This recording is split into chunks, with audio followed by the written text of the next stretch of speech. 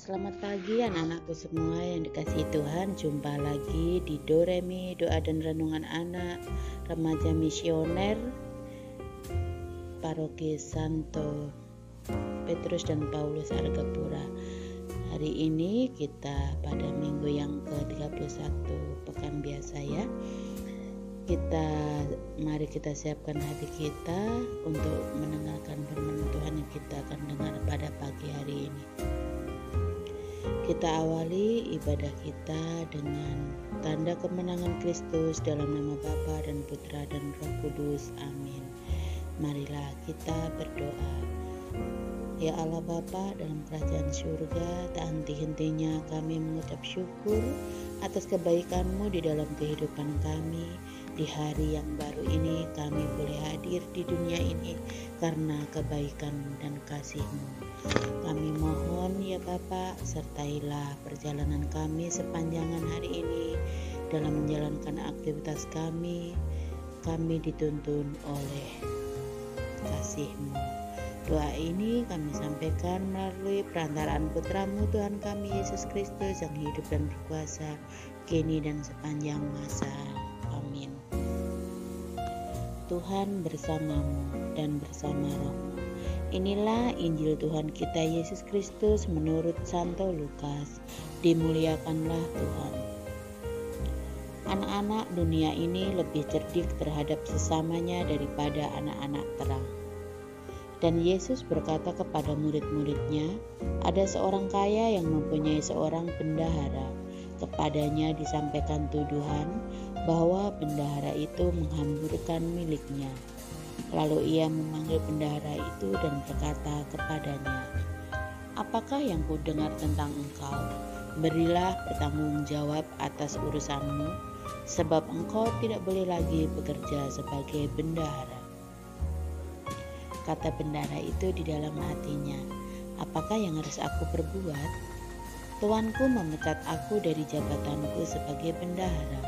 Mencangkul aku tidak dapat, mengemis aku malu. Aku tahu apa yang akan aku perbuat, supaya apabila aku dipecat dari jabatanku sebagai bendahara, ada orang yang akan menampung aku di rumah mereka. Lalu ia memanggil seorang demi seorang yang berhutang kepada tuannya. Katanya kepada yang pertama, berapakah hutangmu kepada tuanku? Jawab orang itu, 100 tempayan minyak. Lalu katanya kepada orang itu, inilah surat hutangmu, duduklah dan buat surat hutang lain sekarang juga 50 tempayan. Kemudian ia berkata kepada yang kedua, dan berapakah hutangmu? Jawab orang itu, 100 pikul gandum. Katanya kepada orang itu, inilah surat hutangmu, buatlah surat hutang lain 80 pikul. Lalu tuan itu memuji bendahara yang tidak jujur itu karena ia telah bertindak dengan cerdik, sebab anak-anak dunia ini lebih cerdik terhadap sesamanya daripada anak-anak terang. Demikianlah Injil Tuhan, terpujilah Kristus. Baik, kita semua sudah mendengarkan bacaan Injil pada pagi hari ini. Sedikit renungan dari saya dari bacaan Injil hari ini, yaitu dengan menyiapkan masa depan dengan menggunakan karunia Tuhan. Melakukan langkah cerdik di saat sekarang sebagai persiapan untuk masa depan menjadi kunci keberhasilan suatu negara ataupun perusahaan. Langkah seperti itu juga dilakukan pemerintah Indonesia antara lain dengan membangun infrastruktur di daerah yang manfaatnya mungkin baru akan terlihat beberapa tahun mendatang. Dalam kehidupan rohani pun berlaku hal yang sama. Kita harus melakukan langkah yang cerdik atau bijak di masa sekarang, menempuh jalan Tuhan menuju keselamatan kekal di masa mendatang. Itulah yang diajarkan Tuhan Yesus dalam Injil hari ini dengan perumpamaan yang diambil dari dunia bisnis pada zaman itu. Yesus menceritakan seorang bendahara yang dipercaya untuk mengelola usaha tuannya. Usahanya harus mendapat laba, tetapi si bendahara boleh mengambil laba pribadi dari usaha tuannya. Bendahara ini dilaporkan menghamburkan dana majikannya, maka ia akan di-PHK atau dipecat. Dalam situasi krisis seperti itu, si bendahara segera memikirkan nasibnya ke depan. Dengan cepat, bendahara pun menemukan siasat yang akan ia lakukan. Ia akan memanggilkan rekan bisnis yang berutang pada tuannya dan memberi potongan atas utang itu. Utang rekanan yang pertama 100 tempayan minyak, yang kedua 100 pikul gandum. Utang yang satu dipotong 50%, yang kedua 20%, jumlah yang sangat besar. Potongan ini tentu tidak merugikan tuannya. Ini adalah bagian laba yang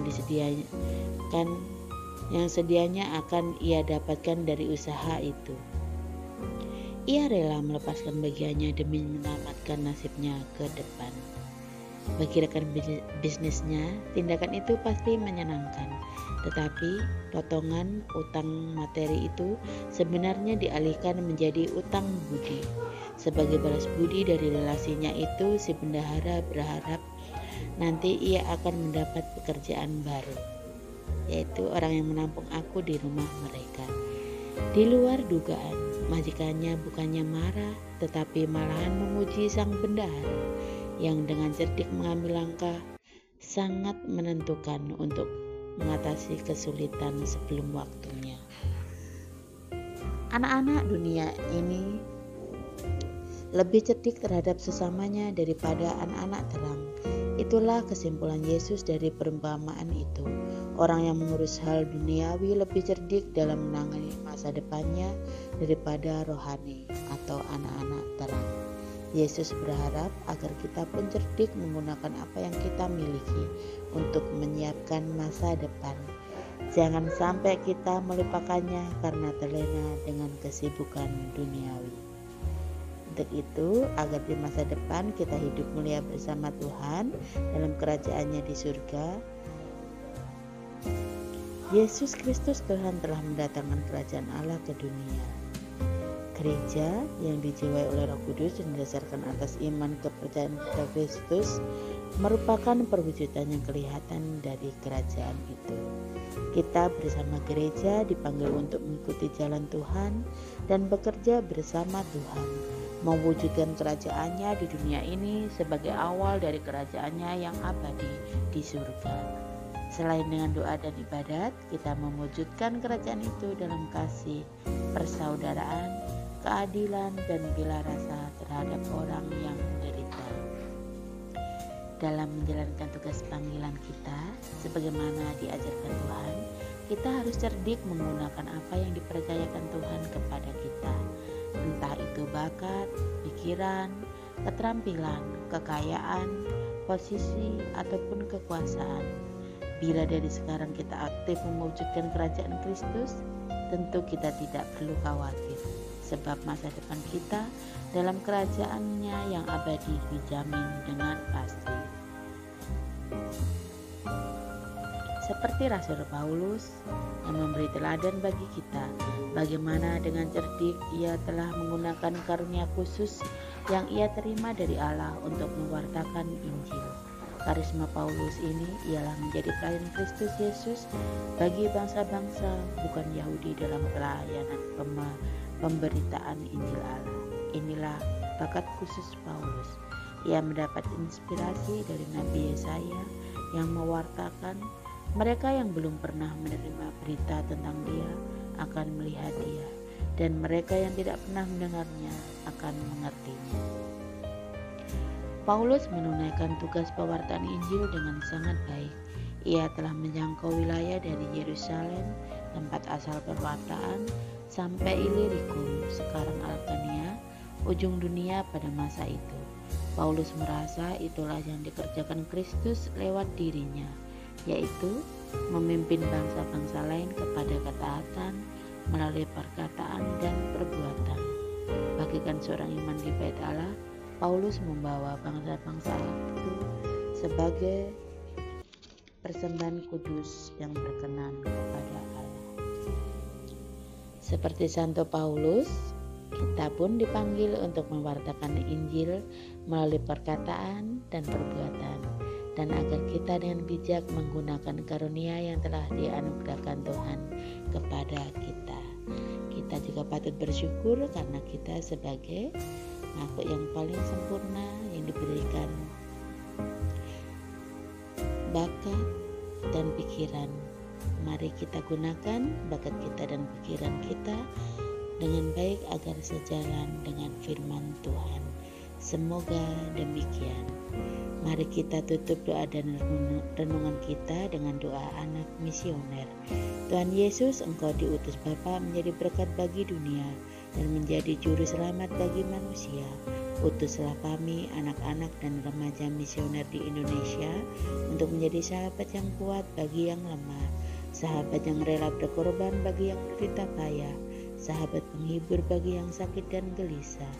Tuhan Yesus, kami pun ingin menjadi utusan-utusan kecil-Mu, teman setia bagi yang tersingkir dan terlantarkan, teman bicara bagi yang kesepian dan terlupakan, sobat yang gembira bagi yang sedih dan susah, sobat penuh penghargaan bagi yang tak dicintai.